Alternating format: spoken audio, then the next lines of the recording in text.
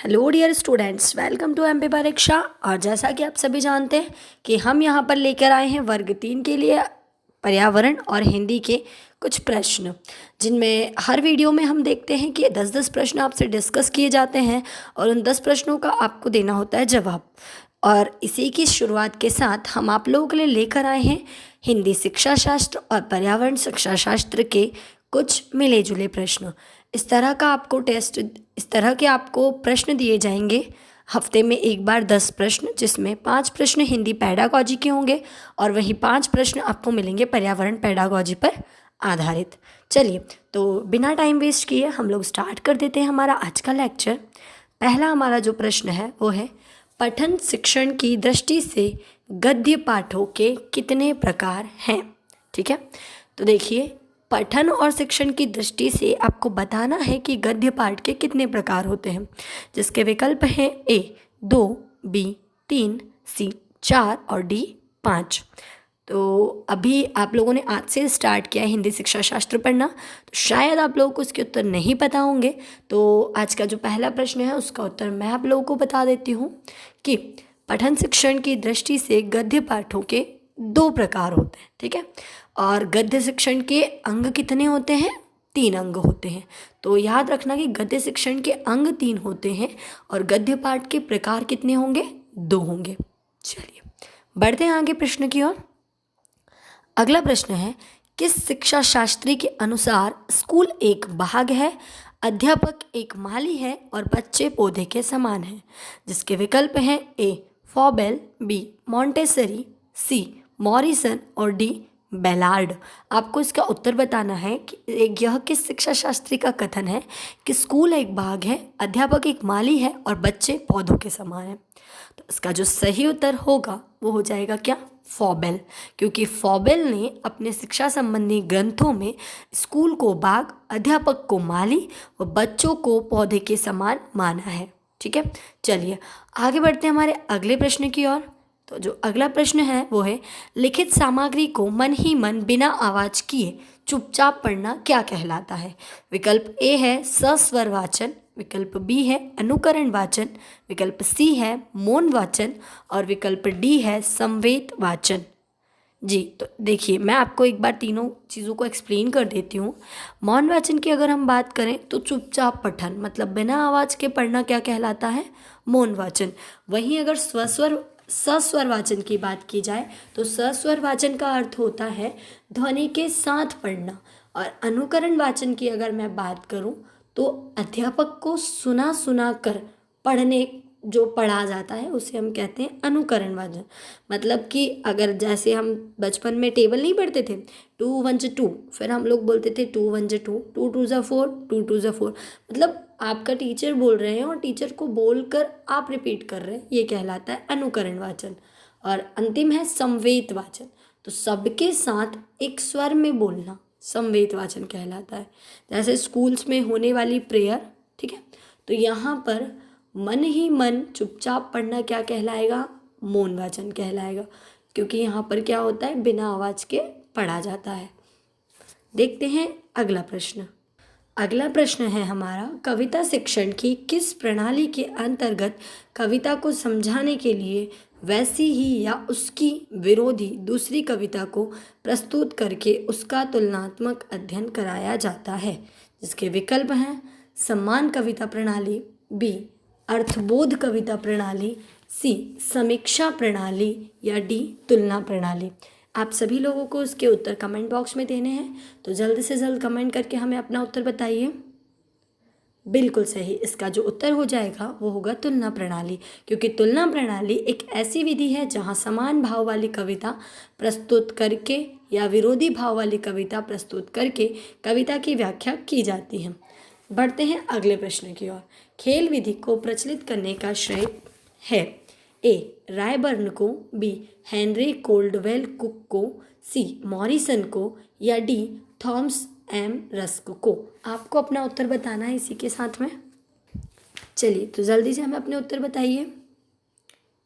जी, तो इसका राइट उत्तर जो होगा, इसका जो सही जवाब होगा वो होगा Henry Caldwell cook. Henry Caldwell cook को ही खेल विधि को प्रचलित करने का श्रेय जाता है। चलिए, तो ये तो हुई हिंदी पर आधारित, हिंदी पेडागॉजी पर आधारित प्रश्न। अब हम लोग बात करेंगे 5 प्रश्न पर्यावरण पेडागॉजी पर आधारित। तो पर्यावरण पेडागॉजी की हम लोग बात कर लेते हैं।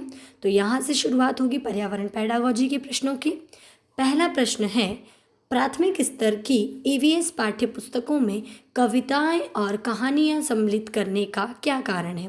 इसके विकल्प हैं: ए, विद्यार्थियों में साहित्यिक रुचि विकसित करना। विकल्प बी, विषय के अधिगम में आमोद प्रमोद प्रदान करना। विकल्प सी, मूल संकल्पनाओं के अधिगम में वृद्धि करना। या विकल्प डी, विषय वस्तु को प्रस्तुत करने की नित्य चर्चा और एक रस्ता में परिवर्तन करना। तो जो इसका सही उत्तर होगा वो ये होगा कि प्राथमिक स्तर की ईवीएस पाठ्य पुस्तकों में कविताएं और कहानियों को सम्मिलित करने का मुख्य उद्देश्य विषय के अधिगम में आमोद प्रमोद प्रदान करना होता है। ठीक है, चलिए आगे देख लेते हैं हम लोग। प्राथमिक स्तर की अच्छी पाठ्य चर्चा में क्या होना चाहिए? जिसके विकल्प हैं: ए, पाठ के अंत में अधिक अभ्यास प्रश्न सम्मिलित करना चाहिए। विकल्प बी, अपने आसपास को खोजने के अवसर प्रदान करना। विकल्प सी, संकल्पनाओं की विस्तृत व्याख्या पर अधिक एकाग्रता। या विकल्प डी, पदों की यथार्थ की परिभाषा पर अधिक बल देना। तो यहाँ पर आप सभी लोगों को कमेंट बॉक्स में कमेंट करके अपना उत्तर बताना है जी। तो देखिए, यहाँ पर जो सही उत्तर हो जाएगा हमारा वो ये होगा कि प्राथमिक स्तर की अच्छी ईवीएस पाठ्य चर्चा को विद्यार्थियों को अपने आसपास को खोजने के अवसर प्रदान करने चाहिए। चलिए बढ़ते हैं अगले प्रश्न की ओर। 4 भावी शिक्षकों से कक्षा 5 के विद्यार्थियों के लिए मूल विषय यात्रा पर प्रस्तुतिकरण बनाने के लिए कहा गया है। प्रत्येक ने निम्नलिखित नीतियों में से किसी एक पर मुख्य रूप से केंद्रित किया। ठीक है, आपको बताना है कि किस पर केंद्रित किया जाएगा। विकल्प हैं: ए, यात्रा के विभिन्न साधनों विधियों को दर्शाने वाले चार्ट का उपयोग कर उनकी व्याख्या करना। विकल्प बी, पाठ्य पुस्तक की विषय वस्तु के उपयोग द्वारा यात्रा की विभिन्न विधियों की व्याख्या करना।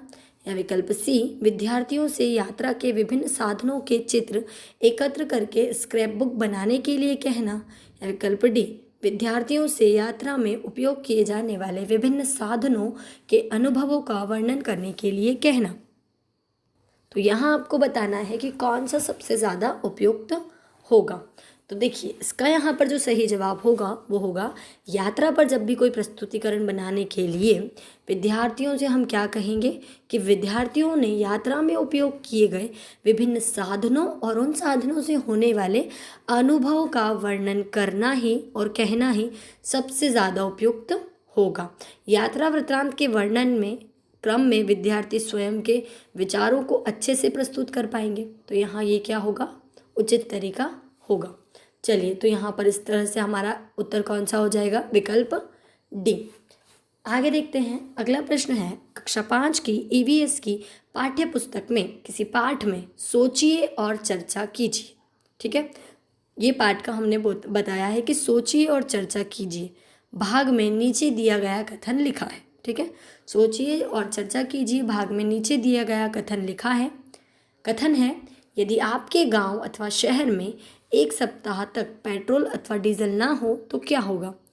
आपको बताना है कि इस कथन का मुख्य उद्देश्य क्या है। इसके विकल्प हैं: ए, छात्रों को तेल के न्यायसंगत उपयोग के बारे में संवेदनशील बनाना। छात्रों को पेट्रोल और डीजल के स्रोतों के बारे में मूल्यांकन करवाना। वास्तविक जीवन की चिंताओं को समझने हेतु कल्पना और सोचने विचारने की कुशलता को बढ़ावा देना। यह विकल्प डी, पेट्रोल और डीजल की कमी के बारे में जागृति उत्पन्न करना। तो यहाँ आपको अपना सही जवाब देना है। देखिए, यदि आपके गांव अथवा शहर में एक सप्ताह तक पेट्रोल अथवा डीजल ना हो तो क्या होगा? इस कथन का मुख्य उद्देश्य क्या होगा? वास्तविक जीवन की चिंताओं को समझने हेतु कल्पना और सोचने विचारने की कुशलता को बढ़ावा देना। तो यहाँ पर विकल्प सी इसका सही उत्तर होगा। आगे बढ़ते हैं हमारे अगले प्रश्न की ओर। हमारा अंतिम प्रश्न है, ईवीएस की पढ़ाई में कक्षा में प्रश्नोत्तर तकनीक का सबसे अच्छा उपयोग किसके लिए किया जा सकता है? ए, विद्यार्थियों का ध्यान आकर्षित करने के लिए। बी, शिक्षार्थियों में सीखने की जिज्ञासा उत्पन्न करने के लिए। सी, प्रायोगिक कौशल को बढ़ावा देने के लिए। या डी, कक्षा में अनुशासन बनाए रखने के लिए। तो यहाँ जो सही उत्तर होगा वो होगा, देखिए, कक्षा में प्रश्नोत्तर तकनीक जो होगी उसका सबसे अच्छा उपयोग शिक्षार्थियों में सीखने की जिज्ञासा उत्पन्न करने के लिए किया जाता है। प्रश्नोत्तर तकनीक विधि के माध्यम से शिक्षक यह जानकारी प्राप्त करने में सक्षम हो जाते हैं कि शिक्षार्थी अधिगम के किस स्तर पर हैं। ठीक है, तो यहाँ पर इस प्रकार ये 10 प्रश्न कंप्लीट होते हैं, जिसमें हमने 5 देखे हिंदी शिक्षा शास्त्र के प्रश्न और 5 पर्यावरण शिक्षा शास्त्र के प्रश्न। अभी हम सभी लोग अपने घर में हैं, तो निवेदन करती हूँ कि आप सभी लोग अपने घर में रहिए, स्टे सेफ, स्टे होम। तब तक के लिए सभी लोग अपनी परीक्षा की हमारे साथ निरंतर तैयारी करते रहिए। All the very best. दोस्तों, ऐसी और वीडियोस के लिए सब्सक्राइब कीजिए परीक्षा चैनल को और बेल आइकन दबाना ना भूलें। और अगर आप तैयारी कर रहे हैं तो प्रैक्टिस के लिए अभी डाउनलोड करें MP परीक्षा ऐप।